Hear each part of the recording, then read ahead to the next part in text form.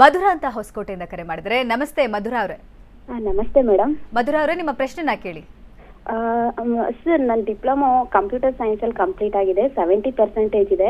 But ನಾನು ಯಾವ ಕಂಪ್ನೀಸ್ಗೆ ಹೋದ್ರೂ ನಾನು ಜಾಬ್ ಕೊಡಲ್ಲ. ಅದು ಯಾಕೋ 2 ರೌಂಡ್ ಸೆಲೆಕ್ಟ್ ಆಗುತ್ತೆ, 3rd ರೌಂಡಲ್ಲಿ ರಿಜೆಕ್ಟ್ ಮಾಡ್ತಾರೆ. ಸರಿ ಮಧುರಾ ಅವರೇ, ಇದ್ರ ಬಗ್ಗೆ ನೀವೇನಾದ್ರು ಏನಕ್ಕೆ ಫೀಡ್ಬ್ಯಾಕ್ ಏನಾದ್ರು ತೊಗೊಂಡಿದ್ದೀರಾ ಕಂಪ್ನಿಯಿಂದ? ಯಾಕೆ ನಾನು ರಿಜೆಕ್ಟ್ ಆಗ್ತಾ ಇದ್ದೀನಿ? ಯಸ್ ಸರ್, ನಾನು ಕೇಳಿದ್ರೆ ಅವ್ರು ಇಟ್ಕೊಂಡು ಏಜ್ ಕಡಿಮೆ ಅಂತಾರೆ. 21 ಏಜ್ ಕಡಿಮೆ ಅಂದ್ರೆ ನನ್ಗೆ ಅರ್ಥನೇ ಆಗ್ತಾರ. ನಾನು ಆಕ್ಚುಲಿ ಒಂದು MNC ಕಂಪ್ನಿಗೆ ಇಂಟರ್ವ್ಯೂಗೆ ಹೋಗಿದ್ದೆ. 2 ರೌಂಡ್ ಸೆಲೆಕ್ಟ್ ಆಯ್ತು, non voice process Axis bank. But final round ಅಲ್ಲಿ ನೀವು PUC ಮಾಡಿಲ್ಲ ಅಂತಾರೆ. ಅದೇ ಫಸ್ಟ್ ರೌಂಡ್ ಸೆಕೆಂಡ್ ರೌಂಡ್ ಅಲ್ಲಿ ಗೊತ್ತಿರುತ್ತಲ್ವಾ ಸರ್, ಫೈನಲ್ ರೌಂಡ್ ಯಾಕೆ ರಿಜೆಕ್ಟ್ ಮಾಡಬೇಕು? ಅದು ಕೆಲವು ಕಂಪ್ನಿಗಳಲ್ಲಿ ಅದು ನೀವು ಕನ್ಸಲ್ಟೆನ್ಸಿ ಥ್ರೂ ಹೋಗಿದ್ರಾ, ಡೈರೆಕ್ಟ್ ಕಂಪ್ನಿ ಥ್ರೂ ಹೋಗಿದ್ರಾ? ಇಲ್ಲ ಸರ್, ಡೈರೆಕ್ಟ್ ಕಂಪ್ನಿಗೆ ಹೋಗಿದ್ದು. ನಾನು ಕಾಲ್ ಲೆಟರ್ ಬಂದಿತ್ತು, ಅದಕ್ಕೋಸ್ಕರ ಹೋದೆ. ಅದೇ ಈ ಥರ ಫೀಡ್ಬ್ಯಾಕ್ಗಳು ತುಂಬ ಸಮಸ್ಯೆ ಆಗುತ್ತೆ ಅಂತಲೇ ಒಂದು ಲೈವ್ ಕಾರ್ಯಕ್ರಮ ಮಾಡ್ತಾ ಇದ್ದೀವಿ. ನಿಮಗೆ MNCಲೇ ಕೆಲಸ ಬೇಕಾ ಅಥವಾ ಇಂಡಸ್ಟ್ರಿಯಲ್ ಕೋರ್ ನಿಮ್ಮ ಸಬ್ಜೆಕ್ಟ್ಗೆ ಸಂಬಂಧಪಟ್ಟಂಗೆ ಕೆಲಸಗಳಿದೆ, ಅದಕ್ಕೇನಾದ್ರು ನಿಮಗೆ? ನನಗೆ ನನ್ನ ಸಬ್ಜೆಕ್ಟ್ಗೆ ಸಂಬಂಧಪಟ್ಟಂಗೆ ಬೇಕು ಸರ್. ನನಗೆ ಎಲ್ಲಾದ್ರೂ ಪರವಾಗಿಲ್ಲ, ಬಟ್ ನಾನು ನಮ್ಮ ಸಾಫ್ಟ್ವೇರ್ ಫೀಲ್ಡಲ್ಲೇ ವರ್ಕ್ ಮಾಡಬೇಕು ಅಂತ ಸರ್. ಸಾಫ್ಟ್ವೇರ್ ಫೀಲ್ಡಲ್ಲೇ ವರ್ಕ್ ಮಾಡಬೇಕು. ಆದರೆ ಡಿಪ್ಲೊಮೋಗಳಿಗೆ ಸ್ವಲ್ಪ ಉದ್ಯೋಗಾವಕಾಶಗಳು ಸ್ವಲ್ಪ ಕಡಿಮೆ ಇದೆ. ಅದಕ್ಕೆ ನಾನು ಏನು ಕೇಳ್ತೀನಿ ಅಂದರೆ, ಫಾರ್ ಟೈಮ್ ಬೀಯಿಂಗ್ ನೀವೆಲ್ಲರೂ ಬೇರೆ ಕಡೆ ಹೋಗುವಂಥ ನಿಮ್ಗೆ ಏನಾದರೂ ಅವಕಾಶ ಇದ್ದರೆ, ನಿಮ್ಮ ಮನಸ್ಸಿಗೆ ಏನಾದ್ರು ಅನ್ನಿಸ್ತಾ ಇದೆ, ಸ್ವಲ್ಪ ಟೈಮ್ ಬೀಯಿಂಗ್ ನಾವು ಅದಕ್ಕೆ ಆದಷ್ಟು ಟ್ರೈ ಮಾಡ್ತೀನಿ ಡಿಪ್ಲೊಮೊ ಕಂಪ್ಯೂಟರ್ ಸೈನ್ಸ್ಗೆ ಎಲ್ಲಾದರೂ. ಯಾಕೆಂದರೆ IS ಮತ್ತು CS ಇದೆಯಲ್ಲ, ಅದಕ್ಕೆ ಸ್ವಲ್ಪ ಫ್ರೆಷರ್ಸ್ನ ಎಲ್ಲೂ ತಗೋತಿಲ್ಲ. ಆದ್ದರಿಂದ ನಾವು ನಿಮ್ಗೆ ಏನು ರಿಕ್ವೆಸ್ಟ್ ಮಾಡ್ತೀನಿ ಅಂದರೆ, ನೀವು ಏನಾರು ಆ ಥರ ಇವಾಗ ನೀವು ಹೇಳಿದರೆ ಆಕ್ಸಿಸ್ ಬ್ಯಾಂಕಲ್ಲಿ ಹೋಗಬೇಕು, ಆ ಥರ ನೀವು ಹೋಗಬೇಕು ಅಂತ ಅಂದ್ಕೊಂಡಿದ್ರೆ ಖಂಡಿತವಾಗ್ಲಿ ನಾನು ನಿಮ್ಗೆ ಹೆಲ್ಪ್ ಮಾಡ್ತೀನಿ. ನಮ್ಮಲ್ಲಿ ಯಾವುದೇ ಚಾರ್ಜಸ್ ಇಲ್ಲದೆ ಇರೋದ್ರಿಂದ ನೀವು ಎದುರುವಂಥ ಅವಶ್ಯಕತೆ ಇಲ್ಲ. ಧೈರ್ಯವಾಗಿ ಬಂದು ನಮ್ಮನ್ನು ಭೇಟಿ ಮಾಡಿ ಎಲ್ಲರೂ ಒಂದು ಕಡೆ ನಿಮ್ಗೆ ತಲುಪಿಸುವಂಥ ವ್ಯವಸ್ಥೆ ಮಾಡ್ತೀವಿ. Okay, thank you so much Madhura. Ravi ಅಂತ ತುಮಕೂರಿಂದ ಕರೆ ಮಾಡಿದ್ದಾರೆ. ನಮಸ್ತೆ ರವಿ ಅವರೇ. ಮೇಡಮ್ ನಮಸ್ತೆ. ರವಿ ಅವರೇ ಕೇಳಿ. Ravi, are you able to hear me? Yeah, of course, tell me. ನಿಮ್ಮ ಪ್ರಶ್ನೆನ ಕೇಳಿ. ಓಕೆ, ನಮಸ್ತೆ. I am working as a HR manager with one of the manufacturing companies in Tumakuru. So ನಾನು ನಿಮ್ಮ ಕಾರ್ಯಕ್ರಮನ I been following since the last 4 and 5 weeks. And I've also contacted Adred team. I had one quick thing for all the candidates who are watching this program. ಇಲ್ಲಿ ನಮ್ಮ ಹತ್ರ candidates walk in ಮಾಡ್ತಾರೆ, but communication skill ಸ್ವಲ್ಪ lacking ಇದೆ ಅಂತ ಅನಿಸ್ತಾ ಇದೆ. ಈಗಿನ graduates who are coming in technical field, especially diploma field ಆಗಿರ್ಬೋದು ಅಥವಾ BE ಮೆಕ್ಯಾನಿಕಲ್ ಅವರು ಆಗಿರ್ಬೋದು, or even to a certain extent front office executive. So maybe nim ಕಾರ್ಯಕ್ರಮದ ಮುಖಾಂತರ I've been seeing there is a lot of educative material being doled out. So is there anything which Adred team can do in terms of educating our graduate class which is coming out and coming out as working population? ಖಂಡಿತ ರವಿ ಅವರೇ, ಇದ್ರ ಬಗ್ಗೆ ನಾವು ಮಾಡ್ತಾ ಇದ್ದೀವಿ. ಆದರೆ ನಿಮ್ಗೆ ಇದಕ್ಕೆ ಏನು ಹೇಳೋಕ್ಕೂ ಇಷ್ಟಪಡ್ತೀನಿ ಅಂದರೆ, ಗ್ರಾಮೀಣ ಭಾಗದಿಂದ ಕರೆ ಮಾಡಿರ್ತಾರೆ, ಗ್ರಾಮೀಣ ಭಾಗದಿಂದ ಬಂದಿರ್ತಾರೆ, ಅಷ್ಟು ಕಮ್ಯುನಿಕೇಷನ್ ನಾವು ಇದು ಮಾಡಲಿಕ್ಕೆ ಆಗ್ತಿಲ್ಲ. ಆದರೆ ನೀವು ಒಂದು ಮ್ಯಾನುಫ್ಯಾಕ್ಚರಿಂಗ್ ಕಂಪ್ನಿ ಆಗಿರೋದ್ರಿಂದ ತಮ್ಮಲ್ಲಿ ಏನು ರಿಕ್ವೆಸ್ಟ್ ಮಾಡ್ತೀನಿ ಅಂದರೆ, ಸ್ವಲ್ಪ ಆವರೇಜ್ ಇದ್ದರೂ ದಯವಿಟ್ಟು ಒಂದು ಉದ್ಯೋಗಾವಕಾಶ ಅಂತ ನಮ್ಮ ಕನ್ನಡ ರಾಜ್ಯದಲ್ಲಿರುವಂಥ ನಿರುದ್ಯೋಗ ಯುವಕರಿಗೆ ಕೊಡಿ ಅಂತ ಈ ಮುಖಾಂತರ ಕೇಳ್ಕೊತೀನಿ. ಹಾಗೆ ನಿಮ್ಮ ಕಂಪ್ನಿಗೆ ಆದಷ್ಟು ಬೇಗ ನಾವು ಒಳ್ಳೊಳ್ಳೆ ನಿರುದ್ಯೋಗ ಯುವಕರನ್ನು ಪ್ಲೇಸ್ ಮಾಡುವಂಥ ಕೆಲಸ ಈ ಮುಖಾಂತರ ಮಾಡ್ತೀನಿ. ಧನ್ಯವಾದಗಳು. Okay, thank you so much Ravi. Okay, Prakash ಅವರೇ, ನೀವು ಹೇಳಿ, ನಿಮ್ಮ SP ಇಂಡಸ್ಟ್ರಿಯಲ್ಲಿ ಯಾವ ರೀತಿಯಾದಂತಹ ಜಾಬ್ಗಳು ರಿಕ್ವೈರ್ಮೆಂಟ್ಸ್ ಇದೆ, ಮತ್ತು ಕ್ಯಾಂಡಿಡೇಟ್ಸಿಂದ ಏನೆಲ್ಲ ಎಕ್ಸ್ಪೆಕ್ಟೇಷನ್ ಮಾಡ್ತೀರಾ? ನಮ್ಮದು basically electrical control panel manufacturing ಅಂತ ನಮ್ಮದು ಕಂಪನಿ. ನಮ್ಮದು ಎಲೆಕ್ಟ್ರಿಕಲ್ ಇಕ್ವಿಪ್ಮೆಂಟ್ಸ್ ಅಂತ ನಮ್ದು ಏನು ಮಾಡ್ತೀವಿ ಅದರಲ್ಲಿ ಕಂಪ್ಲೀಟ್ ಡಿಸೈನ್ ಮಾಡ್ತೀವಿ.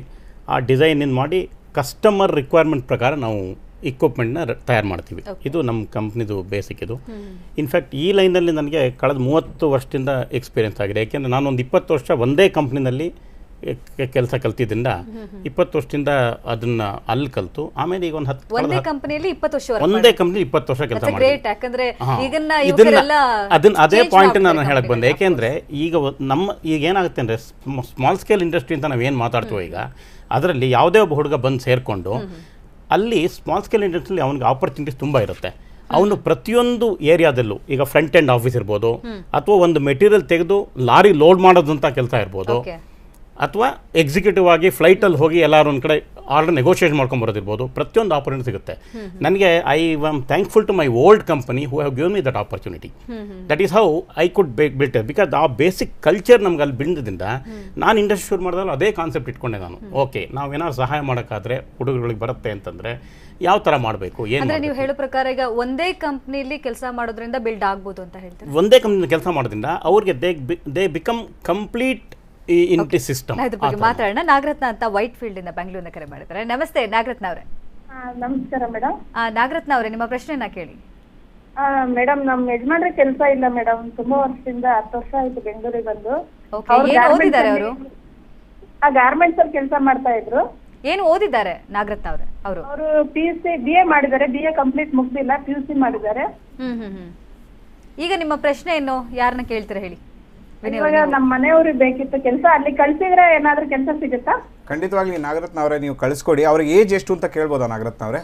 ಅಲ್ಲಿ 42 ಇದೆ ಸರ್. 42 ಇದೆ. ಅವರಿಗೆ ನಾವು ಯಾವ್ದಾದ್ರು ಮಾರ್ಕೆಟಿಂಗ್ ಅಥವಾ ಸೇಲ್ಸಲ್ಲಿ ಅವ್ರನ್ನ ನಾವು ಪ್ಲೇಸ್ ಮಾಡೋಕ್ಕೆ ನೋಡ್ತೀವಿ. ಬಹುಶಃ ತುಂಬ ಕಂಪ್ನಿಗಳು 35 ವರ್ಷ 38 ವರ್ಷದ ಒಳಗಡೆ ಇರೋರನ್ನ ತಗೋತಾರೆ. ಆದರೆ 42 ವರ್ಷ ಅಂತ ಹೇಳ್ತೀರಾ. ಖಂಡಿತವಾಗಿ ಇದನ್ನು ನಾನು ಒಂದು ಚೆಕ್ ಮಾಡಿ, ಖಂಡಿತ ನಮ್ಮ ನಂಬರ್ಗೆ ಸಂಪರ್ಕ ಮಾಡಿ, ನಾನು ಚೆಕ್ ಮಾಡ್ತೇನೆ. ಭರವಸೆ ಕೊಡೋದಕ್ಕೆ ಮುಂಚೆ ನಾವು ಅದಕ್ಕೆ ಕರೆಕ್ಟಾಗಿ ಇರಬೇಕು. ಆದ್ದರಿಂದ ನಾನು ಚೆಕ್ ಮಾಡ್ತೇನೆ. 42 ವರ್ಷ ಎಲ್ಲಾದರೂ ಒಂದು ಉದ್ಯೋಗಾವಕಾಶದ ಅವಕಾಶ ನಾನು ದಯವಿಟ್ಟು ನಿಮಗೆ ತಲುಪಿಸ್ತೀನಿ ಇದು ಮುಖಾಂತರ. Okay, thank you so much Nagaratna ಅವರೇ. ಪ್ರಿಯಾ ಅಂತ ಮಹಾಲಕ್ಷ್ಮಿ ಲೇಔಟಿಂದ ಕರೆ ಮಾಡಿದರೆ. ನಮಸ್ತೆ ಪ್ರಿಯಾ ಅವರೇ. ಹಲೋ ನಮಸ್ತೆ. ಪ್ರಿಯಾ ಅವರೇ, ಮಾತಾಡಿ. ಮಹಾಲಕ್ಷ್ಮಿ ಲೇಔಟ್ ಇಂದ. ಓಕೆ, ನಿಮ್ಮ ಪ್ರಶ್ನೆನ ಕೇಳಿ. MBA graduate with 2 years of experience ಆಗಿದೆ ನನಗೆ. ಪ್ರೀವಿಯಸ್ಲಿ ನಾನು ವರ್ಕ್ ಮಾಡ್ತೀನಿ, 2 years ಆಗಿದೆ. ಸೊ ಈ ಪರ್ಸನಲ್ ರೀಸನ್ಸ್ ಇಂದ ನಾನು ಒಂಚೂರು ಕ್ವಿಟ್ ಮಾಡಿದೆ. ಆಮೇಲೆ ನಾನು ಅಡ್ರೆಸ್ ಇನ್ಫೋಟೆಕ್ಗೆ ಕಾಂಟ್ಯಾಕ್ಟ್ ಮಾಡಿದೆ. ಓಕೆ, ಅವ್ರು ನನಗೆ ಜಾಬ್ ಹುಡುಕ ಟ್ರೈ ಹೆಲ್ಪ್ ಮಾಡಿದ್ರು. Okay, hello. ಮಾತಾಡಿ ಪ್ರಿಯಾ ಅವರೇ, ಕೇಳಿಸ್ತಾ ಇದೆ. ಹೆಲ್ಪ್ ಮಾಡಿದ್ರು. ಅವ್ರು ಹೆಲ್ಪ್ ಮಾಡಿದಕ್ಕೆ ನಂಗೆ ಆಲ್ರೆಡಿ ಒಂದು ಜಾಬ್ ಸಿಕ್ಕಿದೆ in an reputed company. I got place. ಈಗ ಏನು ಜಾಬ್ ಚೇಂಜ್ ಮಾಡಬೇಕು ಅಂತನಾ? ಸಾರಿ, ಈಗ ಜಾಬ್ ಚೇಂಜ್ ಮಾಡಬೇಕು ಅಂತನಾ? ಯಾವ ರೀತಿ? ಚೇಂಜ್ ಮಾಡ್ತಾ ಇಲ್ಲ. I just want to thank them. Actually ನಾನು 2 weeks ಇಂದ ಕಾಲ್ ಮಾಡ್ತಾ ಇದ್ದೀನಿ, ಕನೆಕ್ಟ್ ಆಗ್ತಿರ್ಲಿಲ್ಲ. I really want to thank Address Infotech and also BTV. Actually ಇಂತ ಒಳ್ಳೆ ಪ್ರೋಗ್ರಾಮ್ ನಡೆಸ್ಕೊಡ್ತಾ ಇದ್ದೀರಾ. ಓಕೆ, ಥ್ಯಾಂಕ್ಸ್ ಪ್ರಿಯಾ ಅವರೇ. Thank Address Infotech and also BTV access. ಇಲ್ಲ, ನಿಮ್ಗೊಂದು ಉದ್ಯೋಗ ಸಿಕ್ಕಿದೆ ಅಂದಾಗ ನಮ್ಗೆ ತುಂಬ ಖುಷಿ ಆಗ್ತಿದೆ. ನಿಜವಾಗ್ಲೂ ಒಂದು ಉದ್ಯೋಗ ನಿಮ್ಮ ಜೀವನಕ್ಕೆ ಒಂದು ದಾರಿ ಮಾಡ್ಕೊಳ್ಳಿ. ಹಾಗೆ ನಮ್ಮ ಸಂಸ್ಥೆ ಮೇಲೆ ಹೀಗೆ ಒಂದು ಭರವಸೆ ಇಡಿ. ಹಾಗೆ ನಿಮ್ಮ ಸ್ನೇಹಿತರು ಯಾರು ಉದ್ಯೋಗ ಹುಡುಕ್ತಿದ್ರೆ ನಮಗೆ ಕಳಿಸ್ಕೊಡಿ. ಹಾಗೆ ಖಂಡಿತವಾಗ್ಲೂ BTVಗೂ ಧನ್ಯವಾದ ನಾನು ಹೇಳಬೇಕಾಗುತ್ತೆ. ಯಾಕಂದರೆ ನನಗೆ ಒಂದು ವೇದಿಕೆ ಮಾಡಿಕೊಟ್ರು. ಈ ಭರವಸೆ ಬೆಳಕು ಅವರ ಚಾನಲ್ ಮುಖಾಂತರ ನಾವು ಒಂದಷ್ಟು ಭರವಸೆ ಬೆಳಕನ್ನು ಚೆಲ್ಲಿಕ್ಕೆ ಹೆಲ್ಪ್ ಆಗಿದೆ. ಹಾಗೆ ನಾನು ಇನ್ನೊಂದು ನೀಟಾಗಿ ಕ್ಲಾರಿಫೈ ಮಾಡೋಕ್ಕೆ ಇಷ್ಟಪಡ್ತೀನಿ. ನಮ್ಮಲ್ಲಿ ಯಾವುದೇ ಚಾರ್ಜಸ್ ಇಲ್ಲ. ನೀವು ಸ್ಯಾಲ್ರಿ ತೊಗೊಳ್ಬಂದು ನಮಗೇನು ಕೊಡೋದು ಬೇಕಾಗಿಲ್ಲ. ಅಥವಾ ನೀವು ಬಂದಾಗ ಇಂಟರ್ವ್ಯೂ ಬಂದಾಗ ಚಾರ್ಜಸ್ ತಗೋತಾರೆ, ಆ ಥರ ಯಾವುದೂ ಇಲ್ಲ. ನೀವು ಬನ್ನಿ, ಕೆಲಸ ಆದಮೇಲೆ ಖಂಡಿತವಾಗಿ ಒಂದು ಸ್ವೀಟ್ ಕೊಟ್ಟರೆ ಸಾಕು ಅಂತ ನಾನು ಈ ಮುಖಾಂತರ ಹೇಳ್ತೀನಿ. ಒಂದು joke. Okay, thank you Priya. And Vinod ಅಂತ ವೈಟ್ ಫೀಲ್ಡ್ ಬೆಂಗಳೂರಿನ ಕರೆ ಮಾಡಿದ್ದಾರೆ. ನಮಸ್ತೆ ವಿನೋದ್ ಅವರೇ. ಹಾಯ್, ನಮಸ್ತೆ. Good evening everyone. Hi. Okay Vinod ಅವರೇ, ಹೇಳಿ ನಿಮ್ಮ ಪ್ರಶ್ನೆಯನ್ನ ಕೇಳಿ. ಇಲ್ಲ, I am done my BE mechanical. Okay okay. So ಇವಾಗ ಕರೆಂಟ್ಲಿ ನಾನು HR ಆಗಿ ವರ್ಕ್ ಮಾಡ್ತಾ ಇದ್ದೀನಿ, ಇಮಿಗ್ರೇಷನ್ ಕೋಆರ್ಡಿನೇಟರ್ ಆಗಿ. But I am searching for a job related to my BE mechanical. Okay, ನಿಮ್ಮಲ್ಲಿ ಯಾರ ಪ್ರಶ್ನೆಗೆ ಉತ್ತರ ಕೊಡ್ತೀರಾ? BE ಮೆಕ್ಯಾನಿಕಲ್ ಓದಿದ್ದೀರಾ ನೀವು? ಹೌದು. ಈಗ ನಿಮಗೆ ಎಷ್ಟು ವರ್ಷದ ಎಕ್ಸ್ಪೀರಿಯನ್ಸ್ ಇದೆ? ಎಷ್ಟು ವರ್ಷ ಎಕ್ಸ್ಪೀರಿಯನ್ಸ್ ಇದೆ BE ಮೆಕ್ಯಾನಿಕಲ್ಲಿ? ಮೆಕ್ಯಾನಿಕಲ್ ಫೀಲ್ಡ್ ಅಲ್ಲಿ ಇಲ್ಲ ನನಗೆ. ಬಟ್ ನಾನು HR ಆಗಿ ವರ್ಕ್ ಮಾಡ್ತಾ ಇದ್ದೀನಿ ಇವಾಗ, ಇಮಿಗ್ರೇಷನ್ ಕೋಆರ್ಡಿನೇಟರ್ ಆಗಿ. Immigration visa processing. Yeah exactly. So ಈಗ ನಿಮಗೆ ಅದೇ ಫೀಲ್ಡ್ ಅಲ್ಲಿ ಹುಡುಕ್ತಾ ಇದ್ರಾ, ಇಲ್ಲ ಮೆಕ್ಯಾನಿಕಲ್ ಕೋರ್ ಬರಬೇಕು ಇಲ್ಲ, ಅಂತ ನನಗೆ ಕೋರ್ ಕಂಪನಿನಲ್ಲಿ ಬೇಕು, ಮೆಕ್ಯಾನಿಕಲ್ ಅಲ್ಲಿ ಆಗಬೇಕು ನನಗೆ. ಸೊ ಇಮಿಗ್ರೇಷನ್ ಸರ್ವಿಸ್ ಅಲ್ಲಿ ನಿಮ್ಗೆ ಎಷ್ಟು ವರ್ಷದ ಅನುಭವ ಇದೆ, ಎಕ್ಸ್ಪೀರಿಯನ್ಸ್? ಇಮಿಗ್ರೇಷನ್ ಅಲ್ಲಿ ನನಗೆ 2.5 years ಎಕ್ಸ್ಪೀರಿಯನ್ಸ್ ಇದೆ. ಈಗ ನಿಮ್ಗೆ ಏನಾಗುತ್ತೆ ಅಂದ್ರೆ ವಿನೋದ್ ಅವರೇ, ನೀವು ಆಗ ಈ ಡೊಮೈನ್ ನ ಚೇಂಜ್ ಮಾಡಕ್ಕೆ ಪಕ್ಷದಲ್ಲಿ ನಿಮಗೆ ಇವಾಗ ಫ್ರೆಶರ್ ಅಂತ ಕನ್ಸಿಡರ್ ಮಾಡ್ತಾರೆ. ಆ 2 ವರ್ಷದ ಎಕ್ಸ್ಪೀರಿಯನ್ಸ್ ನ ಈ ಡೊಮೈನ್ ನಲ್ಲಿ ನಿಮಗೆ ಕನ್ಸಿಡರ್ ಮಾಡೋದಿಲ್ಲ. ನೀವು BE ಮೆಕ್ಯಾನಿಕಲ್ ಮಾಡಿ HR field immigration service beautiful ಇದಿದೆ, ವೀಸಾ ಪ್ರೊಸೆಸಿಂಗ್ ತುಂಬ ಚೆನ್ನಾಗಿದೆ ನನಗೆ ಗೊತ್ತಿರೋಂಗೆ.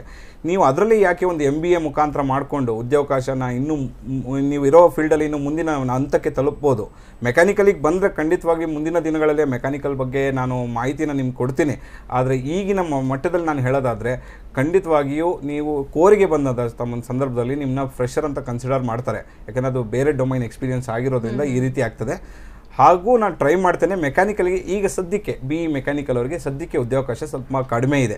ವಿನೋದ್ ಅವರೇ, ತಾಳ್ಮೆ ಸಹನೆ ಇಟ್ಕೊಂಡು ದಯವಿಟ್ಟು ನಮ್ಮ ಸಂಸ್ಥೆಗೆ ಒಮ್ಮೆ ನೀವು ಬನ್ನಿ, ಭೇಟಿ ಮಾಡಿ ತಮ್ಮೊಂದಿಗೆ ಚರ್ಚೆ ಮಾಡ್ತೀನಿ.